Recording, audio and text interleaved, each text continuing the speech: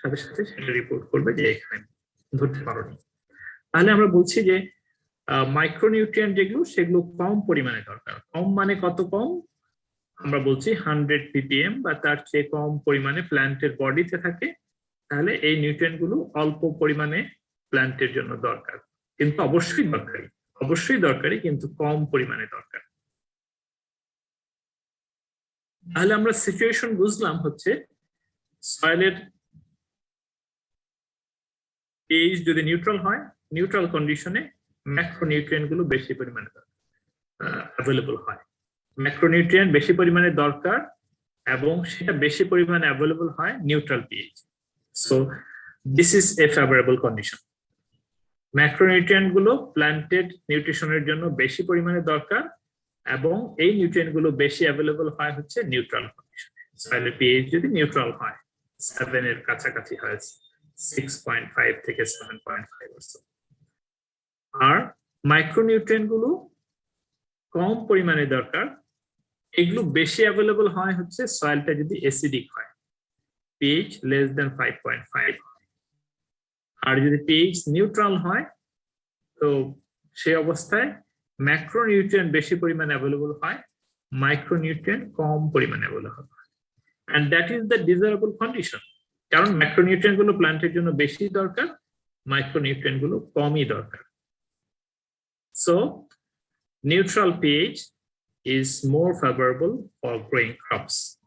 On the other hand, if the soil is acidic, soilটা যদি acidic হয় তাহলে acidic কন্ডিশনে ম্যাক্রোনিউট্রিয়েন্ট কম পরিমাণে অ্যাভেলেবল হয়, যেটা বেশি দরকার প্ল্যান্টের জন্য সেটা কম পরিমাণে অ্যাভেলেবল হচ্ছে। মাইক্রোনিউট্রিয়েন্ট গুলো বেশি পরিমাণে অ্যাভেলেবল হয়, যেটা আসলে কম দরকার। তাহলে মাইক্রোনিউট্রিয়েন্ট কম দরকার কিন্তু তার অ্যাভেলেবিলিটি বেশি, এবং এই নিউট্রিয়েন্ট গুলোর বিহেভিয়ার এমন যে এটা প্ল্যান্টের জন্য দরকার, সেটা ঠিক আছে, কম পরিমাণে দরকার, এবং এই নিউট্রিয়েন্ট গুলো যদি বেশি পরিমাণে সয়েলে অ্যাভেলেবল হয়, প্ল্যান্ট যদি বেশি পরিমাণে আপটেক করে, তাহলে প্ল্যান্টের মধ্যে ওই এলিমেন্ট গুলোর, নিউট্রিয়েন্ট গুলোর টক্সিসিটি সিমটম শো করে, যেমন aluminium toxicity, iron toxicity, manganese toxicity, zinc toxicity. এগুলো কিন্তু nutrient, except aluminium. Iron nutrient, manganese nutrient, zinc nutrient, micronutrient, কিন্তু এগুলো যদি বেশি পরিমাণে অ্যাভেলেবল হয় তাহলে টক্সিসিটি শো করে। So that condition is not favorable. Therefore, acidic soil is not favorable for growing crops in terms of nutrient availability. Is it clear? This is how soil pH has a significant role in nutrient availability. এখানে আমরা একটা figure দেখছি।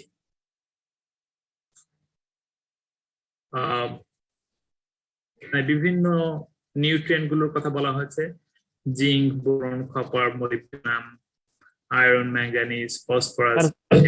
হ্যাঁ বলো। Sir slide ছোট on করলে ভালো হয় স্যার। স্যার দেখতে পাচ্ছ না? এটা তো অন করা আছে।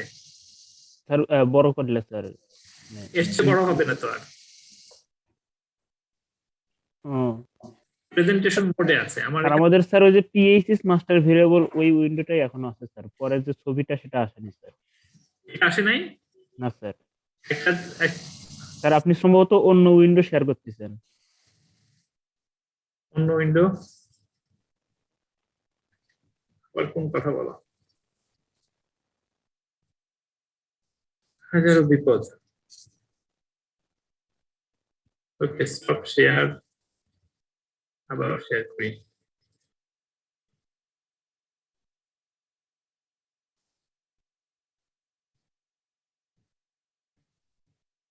এখন দেখতে পাচ্ছ? এখন আগের মতনই স্যার। ফিগার 9.11। জি স্যার দেখা যাচ্ছে। এখন দেখা যাচ্ছে? হ্যাঁ। ওকে, গুড। তাহলে আমরা এখানে বলছি যে বিভিন্ন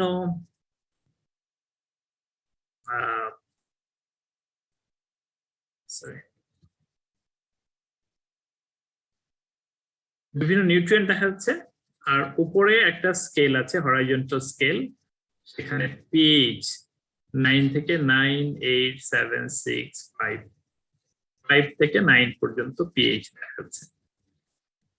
এখন আমরা যে একটা শেডেড পার্ট দেখা যাচ্ছে, that covers 5.5 to 7, এবং এক্ষেত্রে যে বিভিন্ন ওয়েজ গুলো আছে, এই ওয়েজের যে ওয়েটটা ইন্ডিকেট করছে যে ওই নিউট্রিয়েন্টটা কতটুকু অ্যাভেলেবল। একটা ওয়েজের যে উইথ, প্রস্থ যেটা, সেই প্রস্থটা ইন্ডিকেট করে এই নিউট্রিয়েন্টটা কতটুকু অ্যাভেলেবল। কিছু কিছু নিউট্রিয়েন্ট যেমন নাইট্রোজেন, পটাশিয়াম, সালফার, এগুলোকে আমরা দেখছি 5.5 পর্যন্ত এর অ্যাভেলেবিলিটি বেশি, তারপরে এটা একটা শার্প ওয়েজের মতো হয়েছে, তাহলে তার নিউট্রিয়েন্ট অ্যাভেলেবিলিটি কমে যাচ্ছে, এই নিউট্রিয়েন্ট গুলো অ্যাভেলেবিলিটি কমে যাচ্ছে। তাহলে 5.5 থেকে 7 এর মধ্যে ব্যাকটেরিয়া, ফাঞ্জাইয়ের অ্যাক্টিভিটির সাথে সাথে আমরা দেখতে পাচ্ছি নাইট্রোজেন হাই, পটাশিয়ামের availability a little low at 5.5, কিন্তু 6 থেকে এটা বেশি। সালফারও একই অবস্থা, 6 থেকে এটা হাই, ইভেন 5.5 থেকে এটা হাই। ক্যালসিয়াম, ম্যাগনেসিয়ামও high, phosphorus high also, iron, manganese এটা বেশি, এবং এরপরের থেকে এটা কমেছে, এবং এটা পিএইচ যখন লো তখন কিন্তু আরো বেড়েছে। দেখো বামের দিকে পিএইচ লো, এবং সেদিকে এই ওয়েস্টার ওয়েট আরো বেড়েছে। molybdenum it behaves differently. molybdenum এটা একটা exceptional element, a nutrient element in terms of its availability in relation to pH. এরকম যদিও এটা একটা মাইক্রোনিউট্রিয়েন্ট, কিন্তু এটা বিহেভ করে হচ্ছে ম্যাক্রোনিউট্রিয়েন্ট, একটা exception, copper, boron and zinc. তাহলে সবগুলো নিউট্রিয়েন্টের ক্ষেত্রেই আমরা দেখতে পাচ্ছি এর অ্যাভেলেবিলিটি 5.5 থেকে 7, এই রেঞ্জের মধ্যে নিউট্রিয়েন্ট অ্যাভেলেবিলিটি ভালো। So that is the suitable pH range. A pH range of about 5.5 to 7 seems to be best to promote the availability of plant nutrients.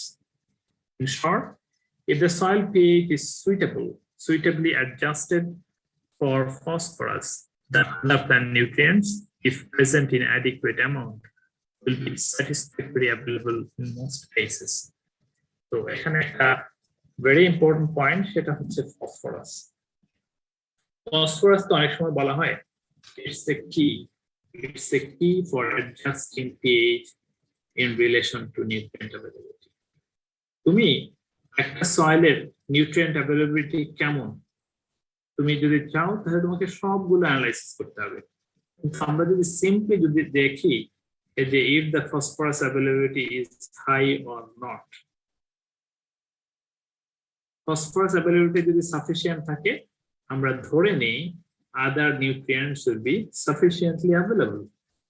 যেমন আমরা এখানে দেখো ফসফরাস, অন্য নিউট্রিয়েন্ট গুলো কখনো বেড়েছে কখনো কমেছে। ফসফরাসের ক্ষেত্রে দেখো, ফসফরাস যখন বেশি, সব নিউট্রিয়েন্টই তার availability sufficient. Phosphorus higher pH এও ফসফরাস অ্যাভেলেবিলিটি কম, আবার পিএইচ যদি লো হয় তবু ফসফরাসের অ্যাভেলেবিলিটি। তাহলে হাই পিএইচ হলেও that is not good for phosphorus availability, low pH হলেও that is not good for phosphorus availability in soil. তাহলে আমরা যদি if we just adjust soil pH in relation to phosphorus, that will be sufficient for the availability of all other nutrients required by plants. Is this statement clear? আমি যে কথাটা বললাম এটা এতটুকু কি ক্লিয়ার কিনা? How phosphorus is a key element for adjusting soil pH in relation to nutrient availability. বুঝতে পেরেছো?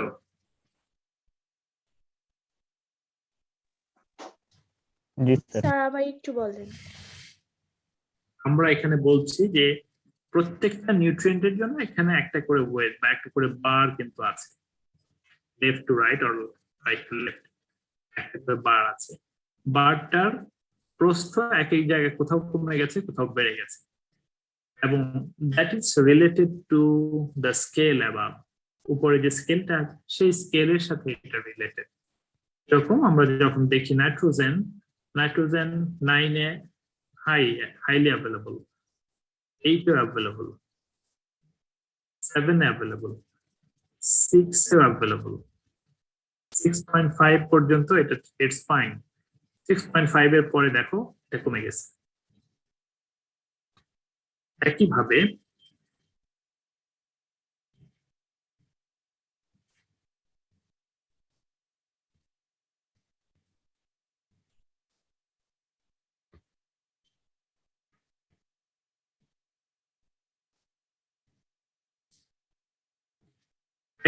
আমরা যদি পটাশিয়ামের কথা দেখি, পটাশিয়ামও একইভাবে অ্যাভেলেবল, এবং এটা যখন পিএইচ কমছে তখন পটাশিয়ামের অ্যাভেলেবিলিটি কমে গেছে।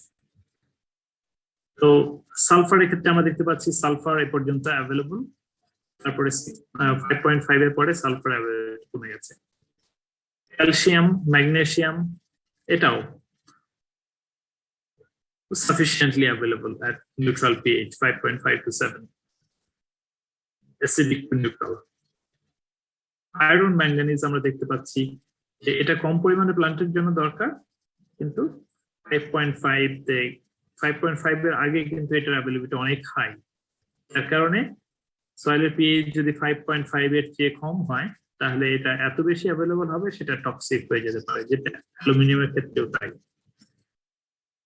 কপার, বোরন, জিঙ্ক এরাও sufficiently available.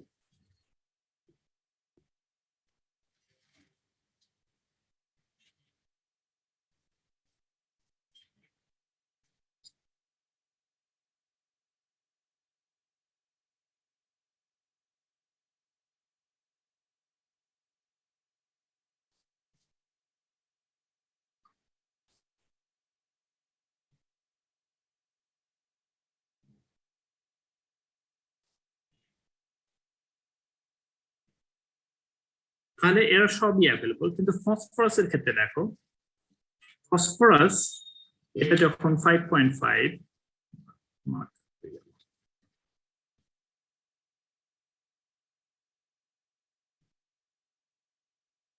ফসফরাস যখন পিএইচ যখন 5.5 তখন এতটুকু অ্যাভেলেবল, পিএইচ যখন 7 তখন এতটুকু অ্যাভেলেবল, 7 এর পরে কিন্তু ইটস গেটিং লোয়ার, এর অ্যাভেলেবিলিটি কমে যাচ্ছে আমরা দেখতে পাচ্ছি।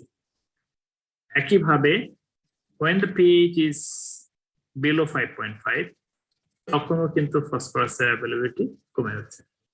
তাহলে ফসফরাস এর সাথে ফসফরাস যদি আমরা হায়ার পিএইচ ও এটা লেস অ্যাভেলেবল, লোয়ার পিএইচ ও এটা লেস, এর জন্য একটা সাফিসিয়েন্ট একটা রেঞ্জ আছে, আমরা সেই রেঞ্জটা বলছি 5.5 থেকে 7। এই রেঞ্জটার মধ্যে যদি আমরা সয়েল পিএইচ মেইনটেইন করতে পারি তাহলে ফসফরাস সাফিসিয়েন্টলি অ্যাভেলেবল হবে, এবং ফসফরাস অ্যাভেলেবল হওয়ার সাথে সাথে আদার নিউট্রিয়েন্ট গুলো এই রেঞ্জের মধ্যে সাফিসিয়েন্টলি অ্যাভেলেবল হচ্ছে। এই জন্য আমরা বলছি যে সয়েল পিএইচ যদি আমরা ফসফরাসের সাথে অ্যাডজাস্ট করি, আমরা জাস্ট যদি চেক করি যে সয়েলের পিএইচ এত আছে, এই কন্ডিশনে ফসফরাসের অ্যাভেলেবিলিটি কত, যদি দেখি যে ফসফরাসের availability sufficient for plant nutrition, তাহলে that will be sufficient for other nutrients also.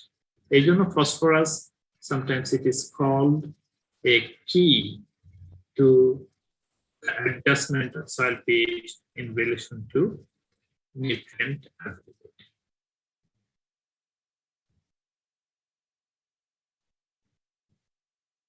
Clear করতে পেরেছি আমি? ক্লিয়ার হয়েছে নাকি you have got problem?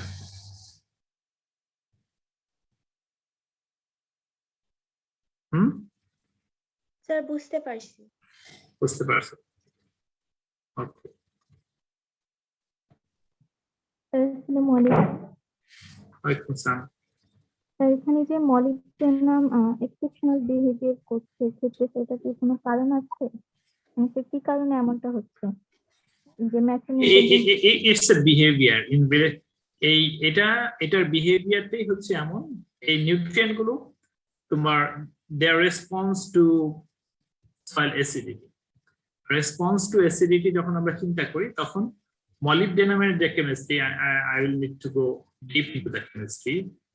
মলিবডেনামের যে কেমিস্ট্রি সেটা আসলে হায়ার পিএইচ এর সাথে সেটা that becomes more available from the soil surfaces. সয়েলের যে exchangeable sites আছে, exchangeable site থেকে more molybdenum comes to the solution when the pH is neutral, যেটা আমরা বলছি অন্যান্য ম্যাক্রো এলিমেন্টের মতো।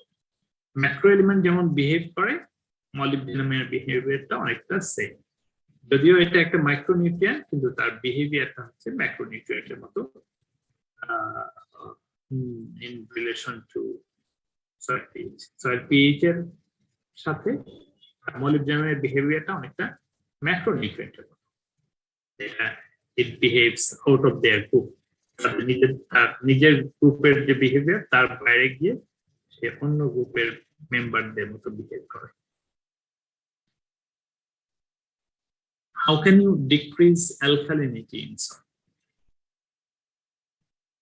How can you increase soil pH?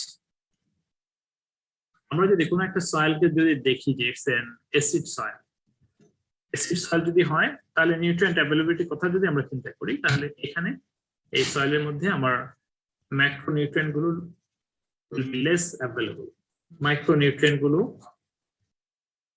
একটু হোল্ড করো, দেলওয়ার স্যার আসসালামু স্যার স্যার পাঠিয়েছি স্যার, আমি ওই যে পরীক্ষা পরপরই পাঠিয়েছি জি স্যার।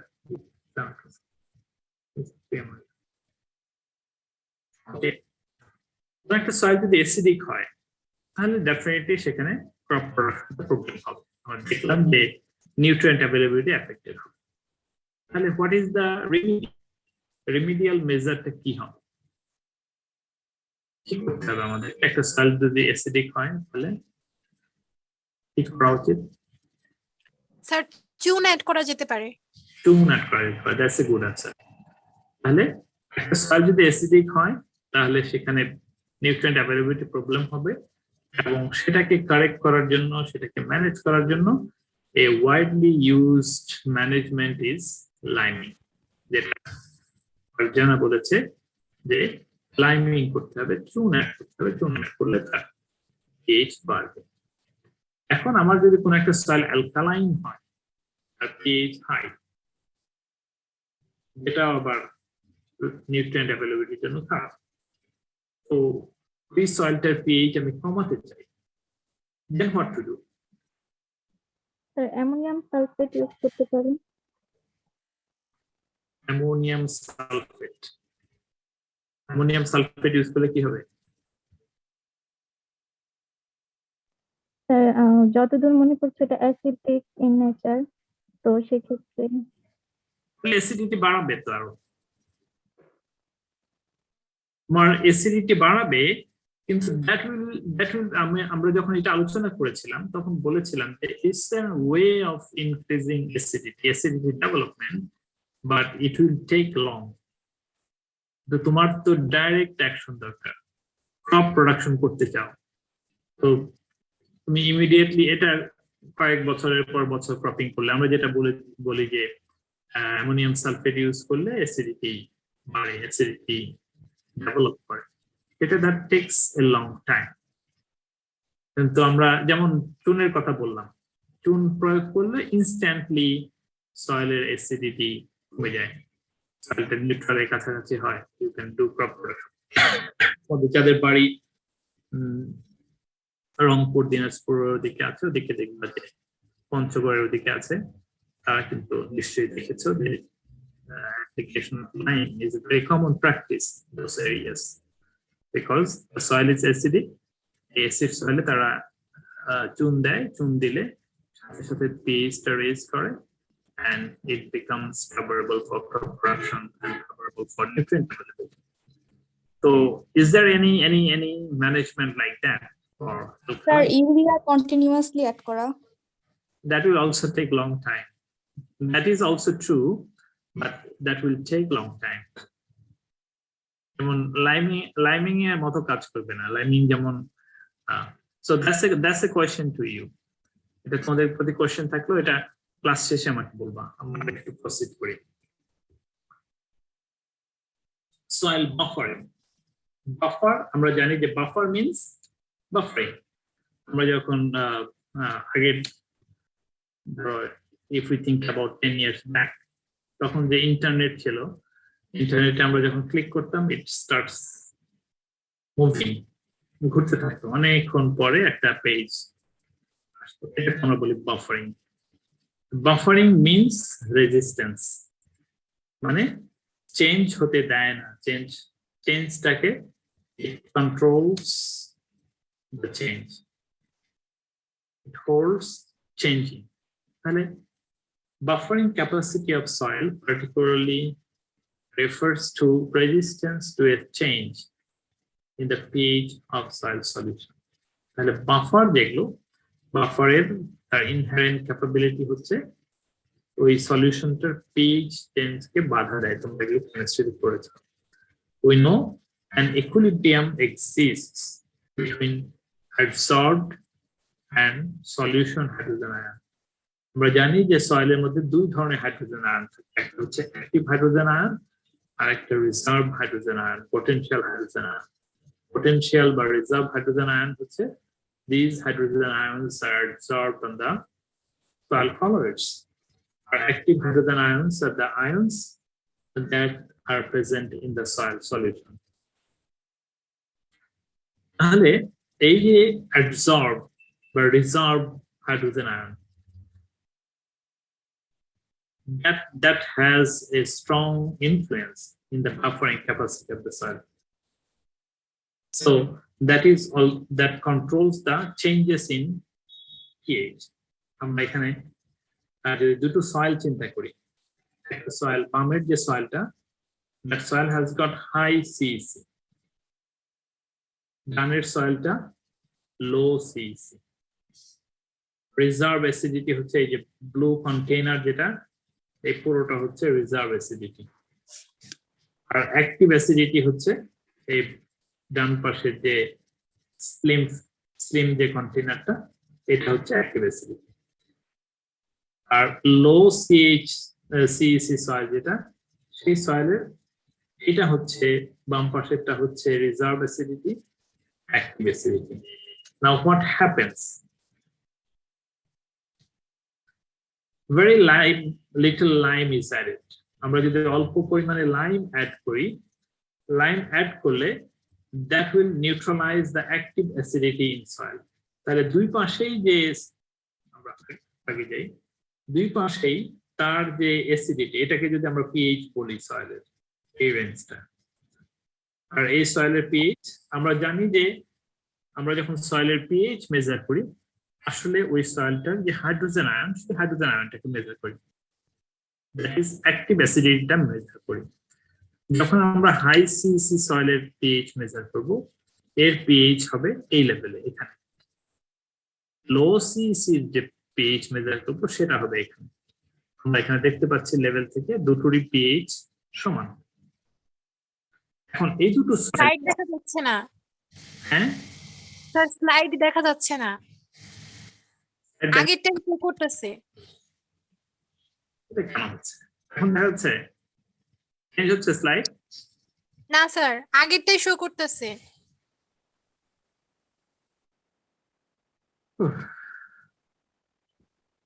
I don't know.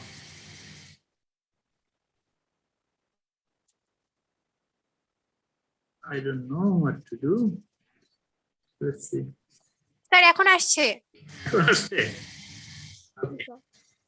হ্যাঁ, তাহলে আমরা দুটো সয়েলকে এখানে কনসিডার করছি। একটা সয়েল হচ্ছে high CEC soil, low CEC.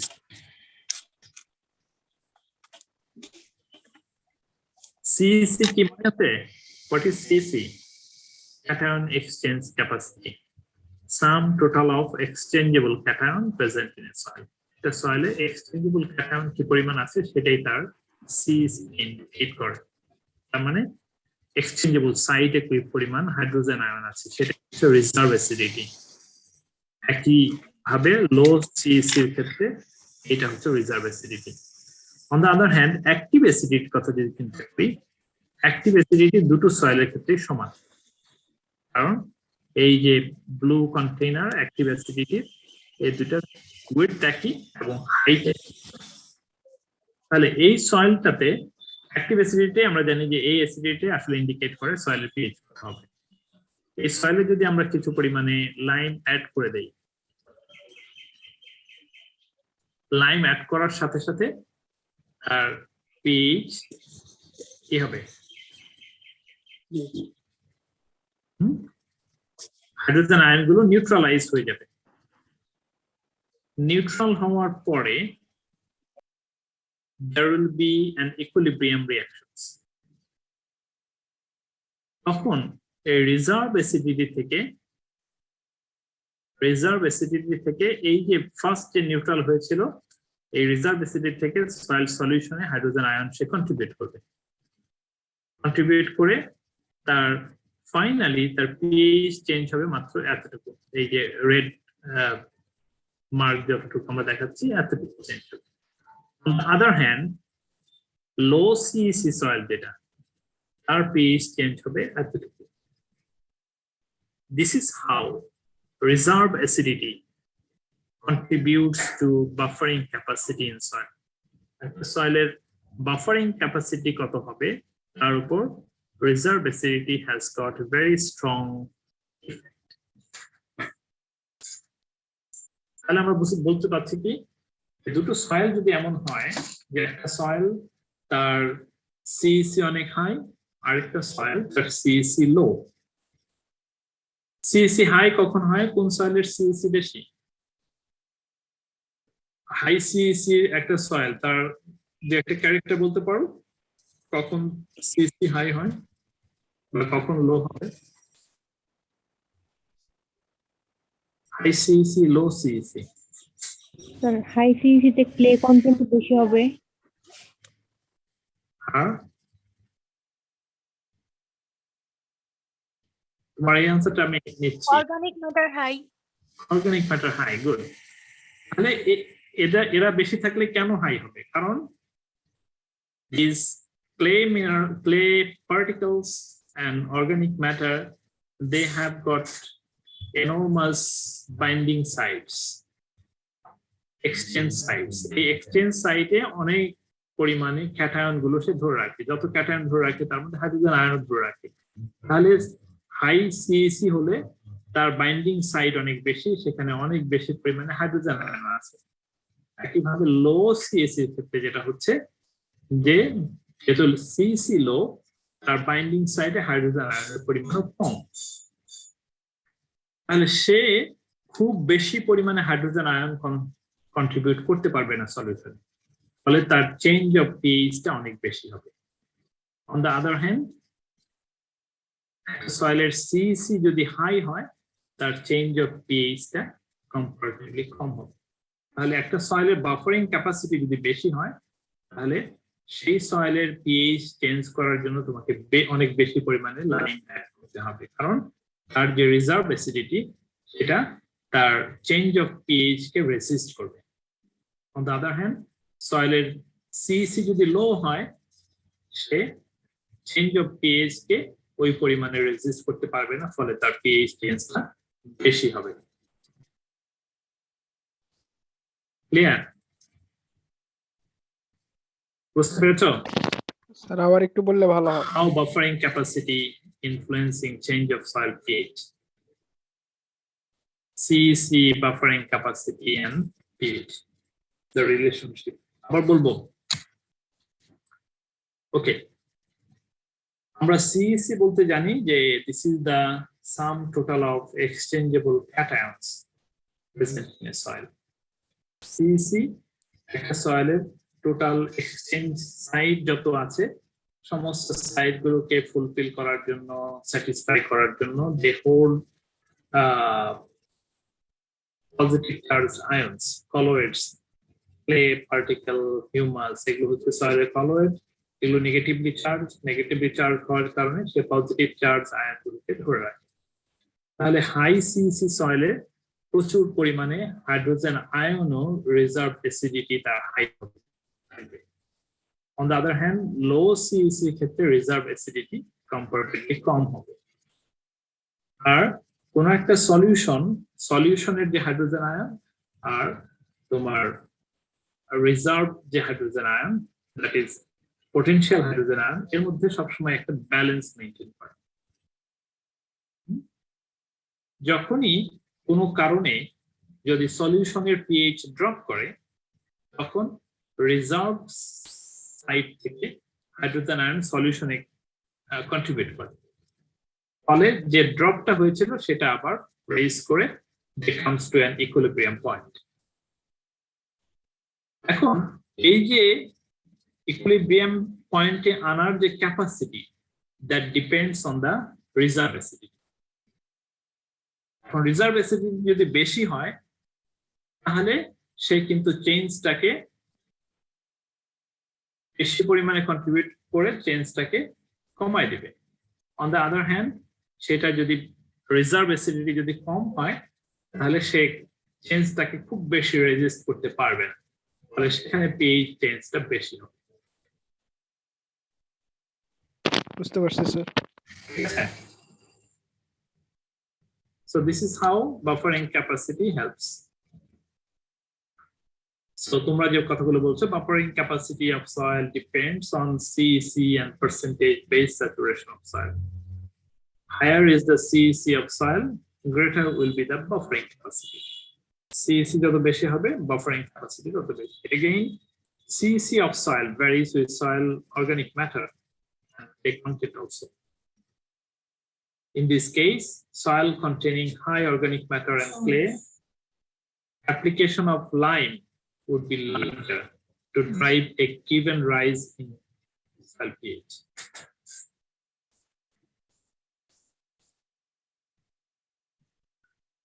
Now come to the point base. Base material আমরা যেটা ইউজ করি, liming material যে ইউজ করি, and these are the substances which decreases the hydrogen ion concentration in soil. আসলে তো the change or activity of soil pH is the activity of hydrogen ion. তাহলে আমাকে সয়েলের pH বাড়াতে হলে বা কমাতে হলে তার হাইড্রোজেন আয়নকে কন্ট্রোল করতে হবে, হাইড্রোজেন আয়নকে নিউট্রালাইজ করা বা হাইড্রোজেন আয়নের পরিমাণ বাড়িয়ে দেওয়া। সেটা করলে আমার তার pH চেঞ্জ হবে। তাহলে লাইমিং বলতে আমরা বোঝাচ্ছি addition of hydroxyl ion and carbonates. They will actually increase the hydrogen ion, they will actually increase the pH of that particular soil. Base material, they react with hydrogen and remove it from soil solution. Sir আগের স্লাইডে show করতেছে sir. বারবার কেন problem হচ্ছে বুঝতে পারছি না।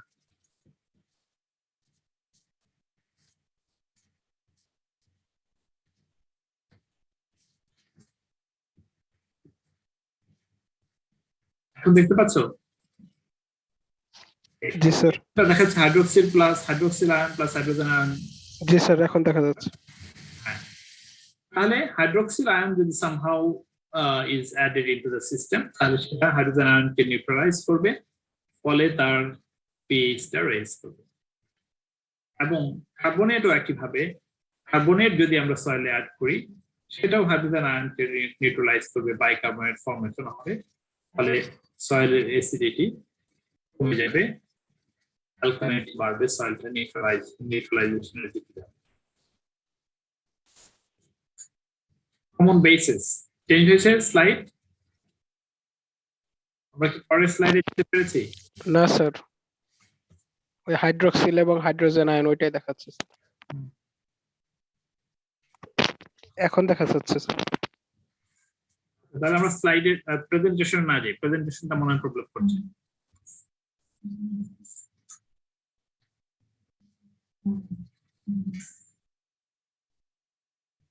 দেখা যাচ্ছে? জি স্যার। বোঝা যাচ্ছে তো না লেখাগুলো? জি স্যার, বোঝা যাচ্ছে। ওকে, তাহলে আমরা যদি সোডিয়াম হাইড্রোক্সাইড জানি, it's an alkali. Sodium hydroxide যদি অ্যাড করি, তাহলে এই সোডিয়াম হাইড্রোক্সাইড প্রচুর পরিমাণে হাইড্রোক্সিল আয়ন ওয়াটারের মধ্যে কন্ট্রিবিউট করবে সলিউশনের মধ্যে। একইভাবে ক্যালসিয়াম কার্বনেট যদি আমরা অ্যাড করি, ক্যালসিয়াম কার্বনেটও তোমার সলিউশনের মধ্যে ক্যালসিয়াম এবং কার্বনেট কন্ট্রিবিউট করবে, এবং ultimately they will neutralize the solution, neutralize the hydrogen ion in the solution, and they will increase the pH of their soil.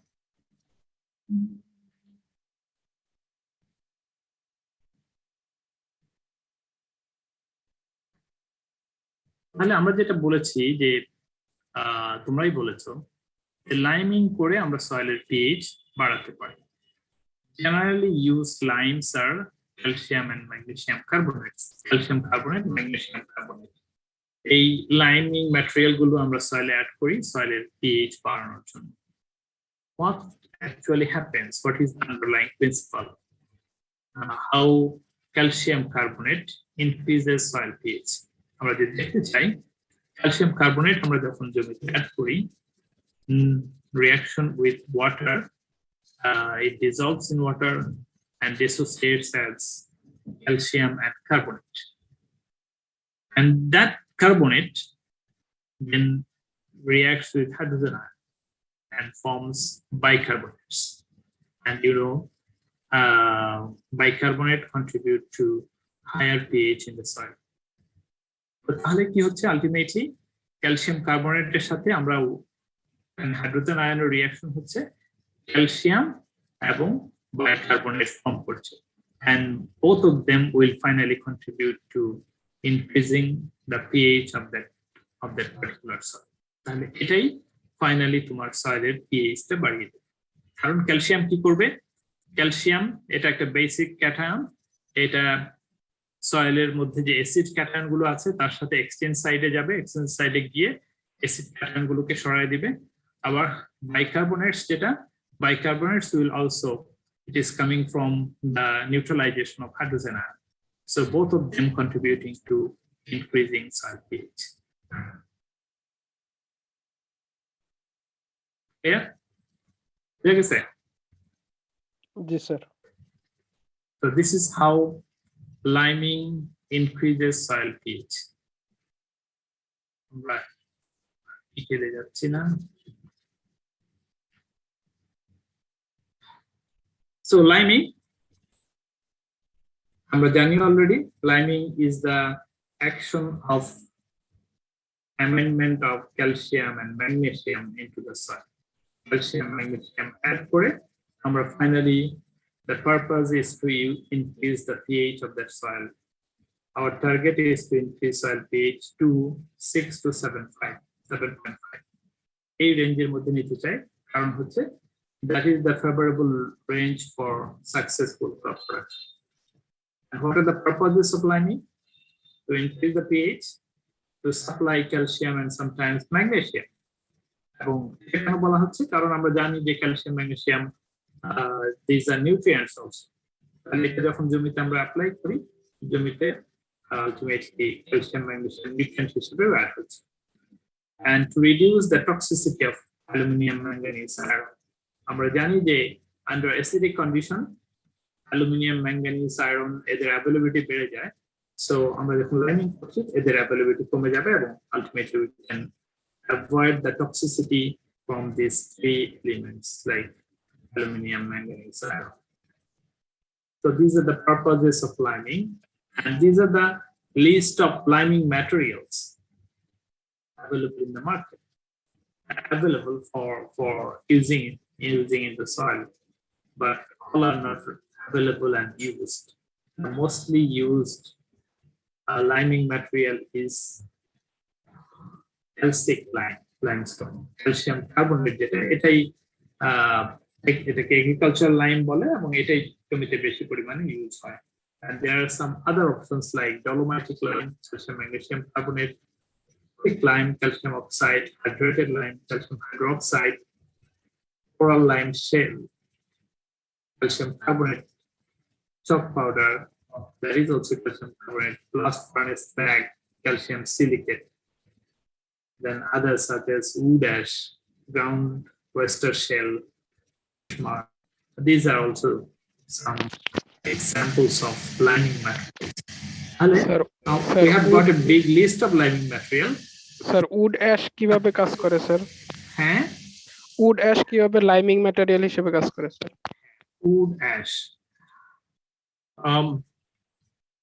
যত ধরনের অ্যাশ আছে, নট অনলি উড অ্যাশ, এটা তোমার ইভেন তুমি যদি আমাদের গ্রামে যে এখনো রান্না করার জন্য যে বিভিন্ন খড়কুটো ইউজ করা হয়, তারপরে ধানের খড় ইউজ করা হয়, তারপর তোমার ইভেন মানে ইন জেনারেল রান্নাঘরের থেকে তুমি যে ওখানে যে ছাইটা হচ্ছে, সেই অ্যাশটা তুমি যদি কালেক্ট করো, অ্যাশটা যদি অ্যানালাইসিস করো, তার পিএইচ ডিটারমাইন করো, you will find the pH around 12-13, very high pH. Very recently, in relation to one of my research, আমার একটা রিসার্চ প্রজেক্টের রিলেশনে আমরা ফার্মার্সের কিচেন থেকে ছাই সংগ্রহ করেছি। ছাই সংগ্রহ করে সেই ছাইটার pH মেজার করেছি, and across different locations, বিভিন্ন লোকেশনে আমরা ছাই কালেক্ট করে অ্যানালাইসিস করেছি, দেখেছি যে on an average the pH ranges from 11 to 13, so very high pH.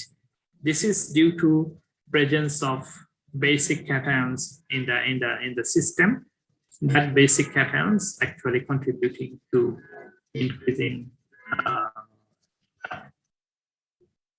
pH of ash materials. যত ধরনের ash আছে, all ash materials has got very high pH.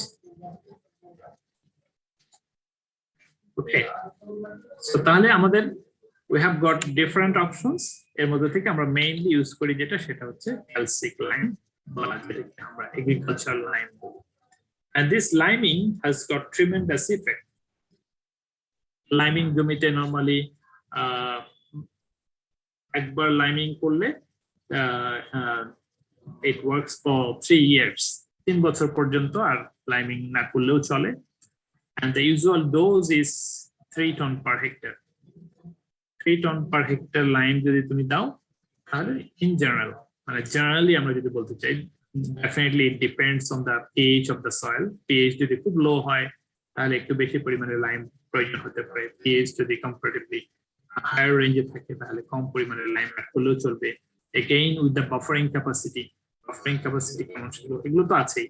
তারপরে in general একটা প্র্যাকটিস হলো যে you will be using 3 ton lime per hectare, and if you apply once, you need not to apply in the next 2 years, following 2 years.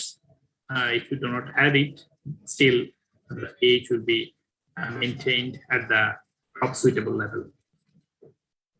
And if we think about the positive effects of liming, it has got benefits in the physical properties, benefits in modifying the chemical properties and biological properties.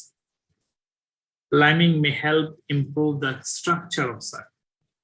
It improves soil structure. It may help decrease the bulk density of soil. You know about bulk density কমিয়ে দেয়। It may help increase the infiltration capacity, increases the infiltration capacity of soil. It may help reduce the soil erosion কমিয়ে দেয়। How? প্রত্যেকটার ক্ষেত্রে কিন্তু how একটা প্রশ্ন আছে। Liming help improve soil structure, how? Liming decrease bulk density, how? Increase the infiltration capacity, how? Reduce the soil erosion, how?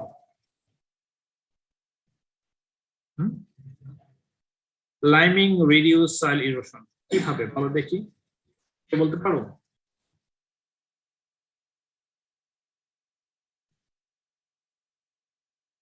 Liming কিভাবে soil erosion কমিয়ে দিবে?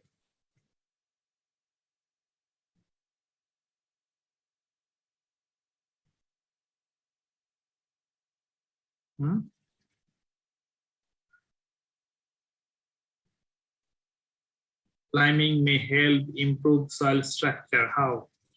তোমরা তো 5 বছর সয়েল সায়েন্স পড়ে আসছো, সুতরাং এগুলো তো তোমার সয়েল সায়েন্সের নলেজ থেকে এটাকে অ্যাড্রেস করতে হবে। লাইমিং এর মধ্যে আমরা জানি ক্যালসিয়াম আছে, ক্যালসিয়াম ম্যাগনেসিয়াম, তাদের প্রপার্টি হচ্ছে স্টিকিং প্রপার্টি, স্টিক করে। তাহলে স্ট্রাকচার ফরমেশনের জন্য একটা পার্টিকেলকে আরেকটা পার্টিকেলের সাথে জোড়া দেওয়ার জন্য ইউনিট স্টিকিং ম্যাটেরিয়াল সেটা হিসেবে কাজ করবে calcium. that will reduce erosion. Infiltration capacity, liming যখন করবে সয়েলের মধ্যে প্রচুর পরিমাণে তোমার টিউবস, মাইক্রো টিউবস, মাইক্রোপোর তোমার এগুলো ডেভেলপ করবে, ফলে সয়েলের মধ্যে ইনফিল্ট্রেশন ক্যাপাসিটি বাড়বে। Now chemical effects. Chemical effects, concentration of hydrogen ions will decrease, concentration of hydroxyl ion will increase, the solubility of aluminum, iron, manganese will decline, the availability of phosphorus and molybdenum will increase, the amount of exchangeable calcium and magnesium will increase, the percentage base saturation will increase. Do you know what is base saturation? Base saturation, CEC পড়েছো, base saturation সেখানে আলোচনা হবে। Do you know what is that? Base saturation? Base saturation কি? আর মনে নেই?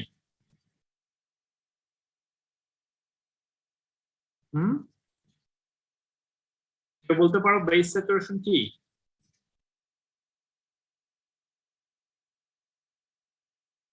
Base saturation হচ্ছে, জয়শ্রী পাল বলবে, Jayashree. Sir, percentage of CEC. হ্যাঁ, Percentage of CEC. Percentage of CEC বলো তো। স্যার, যে বেস গুলা থাকবে CEC তে ওগুলার পার্সেন্টেজ তো বোঝাবে। হ্যাঁ, ব্যাপারটা হচ্ছে টোটাল সিইসি, যা সিইসি হচ্ছে সাম টোটাল অফ এক্সচেঞ্জেবল ক্যাটায়নস। সয়েলের মধ্যে যতগুলো এক্সচেঞ্জেবল ক্যাটায়ন আছে তার মধ্যে বেস ম্যাটেরিয়াল যতগুলো, বেসিক ক্যাটায়ন যতগুলো, সেটাই হচ্ছে তার পার্সেন্টেজটাই হচ্ছে বেস স্যাচুরেশন পার্সেন্টেজ। যেমন আমরা যদি এভাবে চিন্তা করি যে একটা সয়েলের মধ্যে টোটাল 100টা এক্সচেঞ্জেবল সাইট আছে, 100টা এক্সচেঞ্জেবল সাইটের মধ্যে 100টা ক্যাটায়ন আছে, তাহলে তার সিইসি হচ্ছে 100। এর মধ্যে 100টার মধ্যে ধরো 15টা হচ্ছে তোমার basic cation, like sodium, potassium, এগুলো হচ্ছে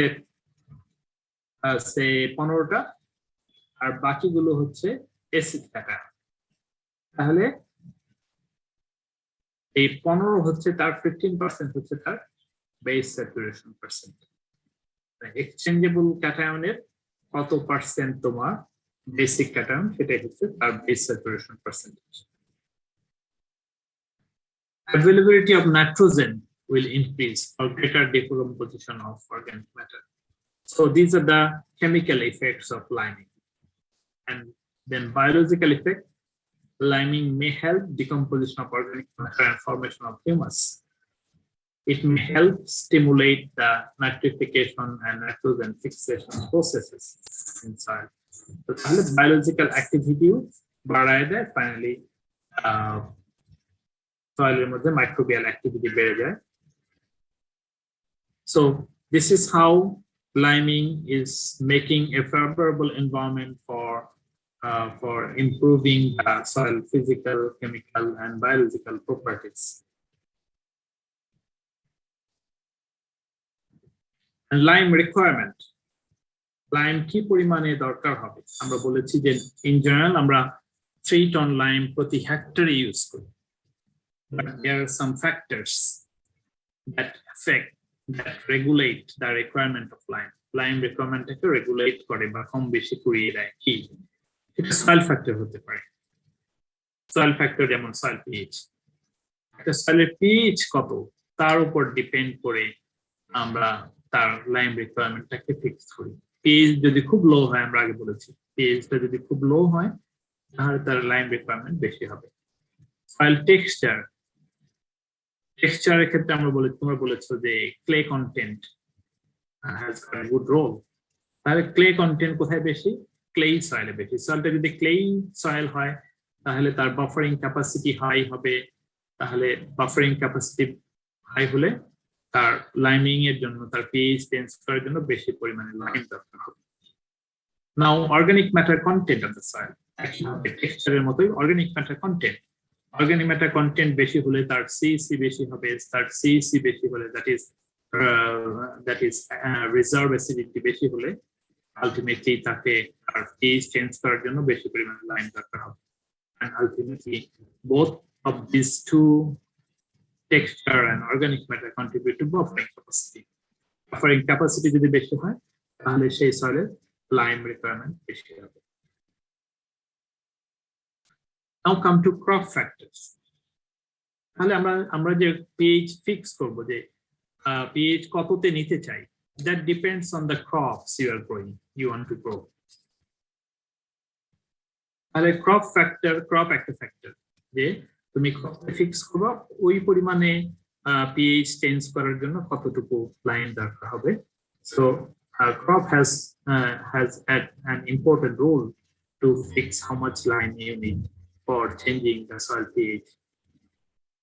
Lime factors, যে লাইমটা ইউজ করবা সেই লাইমটা কতটুকু ইফেক্টিভ, কাইন্ড অফ লাইম, কোন ধরনের লাইম ইউজ করছো সেটা, ফাইননেস অফ লাইমটা ফাইননেস কেমন, এটা যদি ফাইন পাউডার ইউজ করো তাহলে কম পরিমাণে ইউজ করলে চলবে, আর যদি এটা if you have got larger particles in your lime তাহলে সেক্ষেত্রে বেশি পরিমাণে লাগবে।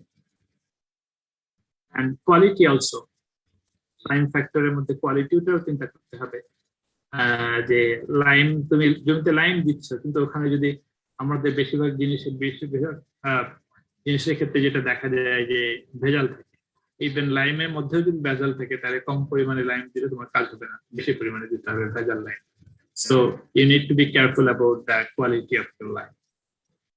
And for the miscellaneous factors, cost involvement, লাইমের দাম অনেক বেশি, এটা আমার অনেক সময় দিতে চায় না, so we need to make it economically profitable. এটা যদি প্রফিটেবল না হয় তাহলে হবে না। সো ওভারঅল ফাইনাল কথা হচ্ছে যে ফার্মার তখনই লাইম জমিতে দেবে যখন সে দেখবে যে না, আমি যদি লাইম প্রয়োগ করি তাহলে আমার আলটিমেটলি বছর শেষে যখন প্রিপারেশন করবে ক্রপ হারভেস্টের পরে সে যাতে এখান থেকে লাভ হয়, সে যদি লাভ হয় তাহলে ফার্মার উৎসাহিত হবে লাইমিং করার জন্য। So these are the different factors that will influence the fixation of that will contribute to designing the amount of required amount of lime for production, successful production. And here I have got list of crops, তাদের suitable pH range কত, optimum pH কত, tolerance. রাইসের জন্য আমরা দেখতে পাচ্ছি 5 থেকে 6.5 এবং টলারেন্স হচ্ছে 4.5 থেকে 8। সো এইভাবে একই ক্রপের একই রকম পিএইচ রিকোয়ারমেন্ট আছে। So we need to know about it, and this is how we can develop that technology of liming and its successful use in our crop production. So this is all about our liming. Do you have any question? That's it for today. কোনো question আছে? Queries? Sir biological factor গুলো যে ছিল ওটা আরেকবার বললে ভালো হতো স্যার, বুঝতে পারিনি। সরি, আরেকটু ক্লিয়ার করে বলো, বুঝতে পারিনি তোমার কথা। বায়োলজিক্যাল ফ্যাক্টর আছে না লাইমিং এর জন্য, যে Climbing a biological factor, biological activity. G sir এটা হচ্ছে বুঝতে পারিনি স্যার এখানে। হ্যাঁ, বায়োলজিক্যাল অ্যাক্টিভিটি লাইমিং করলে বায়োলজিক্যাল অ্যাক্টিভিটি বাড়বে, আলটিমেটলি তোমার অর্গানিক ডিকম্পোজিশন ভালো হবে, ডিকম্পোজিশন ভালো হলে সেটা তোমার that will form humus, that will increase the biological activity, also increase the nutrient availability also. Organic matter decomposition না হলে, অর্গানিক ম্যাটার জমিতে তোমার বেশি আছে কিন্তু এটা ডিকম্পোজিশন না হলে কিন্তু এটা বেনিফিট আমরা পাবো না। So we need to make environment for decomposition of the organic matter present in the soil also. আর কিছু? স্যার লাইম রিকোয়ারমেন্টের যে একটা ফ্যাক্টর ছিল সয়েল টেক্সচার, এটা কিভাবে কাজ করে sir? Soil texture, Yes, sir. Soil texture আমরা বলেছি, সয়েল টেক্সচার যেমন ধরো একটা সয়েল তোমার ক্লে টেক্সচার, আরেকটা হচ্ছে স্যান্ডি টেক্সচার। আমরা জানি যে ক্লে পার্টিকেল দেখবো, ক্লে পার্টিকেলস আর নেগেটিভলি চার্জ। একটা সয়েল যদি ক্লেই হয় তার সিইসি হাই হবে, একটা সয়েল যদি স্যান্ডি হয় তার সিইসি কি হবে, লো হবে। তাহলে হাই সিইসি হলে তার বাফারিং ক্যাপাসিটি হাই হবে, আলটিমেটলি বাফারিং ক্যাপাসিটি হাই হলে তার লাইম রিকোয়ারমেন্ট বেশি হবে। এই যদি তুমি চেঞ্জ করতে চাও তাহলে বেশি পরিমাণে লাইম দরকার হবে। ঠিক আছে, জি স্যার, বুঝতে পারছি। আর কোনো কোয়েরি আছে?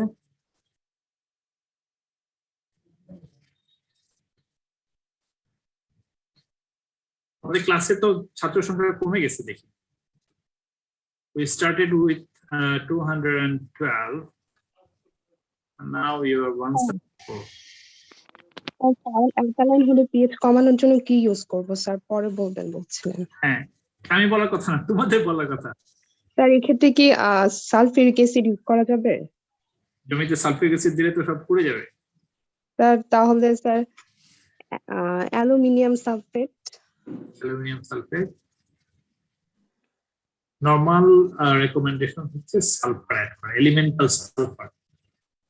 মার্কেটে যেরকম আমরা লাইম পাওয়া যায়, একইভাবে যে সমস্ত দেশে high pH is a problem, অনেক বেশি এলিমেন্টাল সালফার মার্কেটে পাওয়া যায়।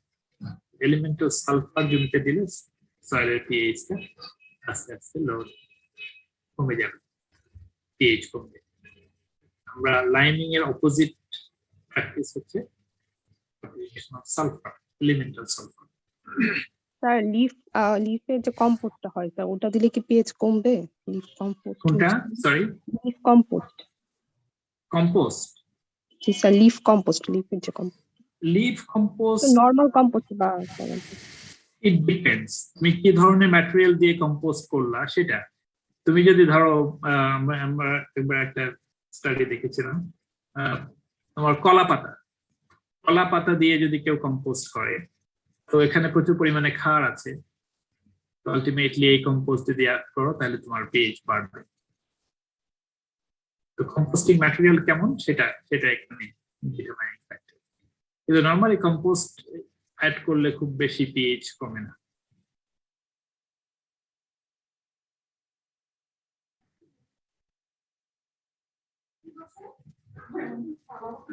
আর কোনো কোয়েরি আছে? নাই? যদি না থাকে তাহলে আজকে এ পর্যন্তই। আর তোমাদের অ্যাট এনি স্টেজ যদি কারো কখনো কোনো মনে হয় যে এই পার্টটা তোমার কাছে ক্লিয়ার না, you are always welcome to contact me. Contact করলে I will discuss any point. Sir আপনার কি আর কোনো ক্লাস আছে? না, এই পর্যন্তই শেষ, আমার এই পর্যন্তই। Okay sir. Okay. Thank you very much. Thank you for attending class. Class করে তাদের জন্য কি?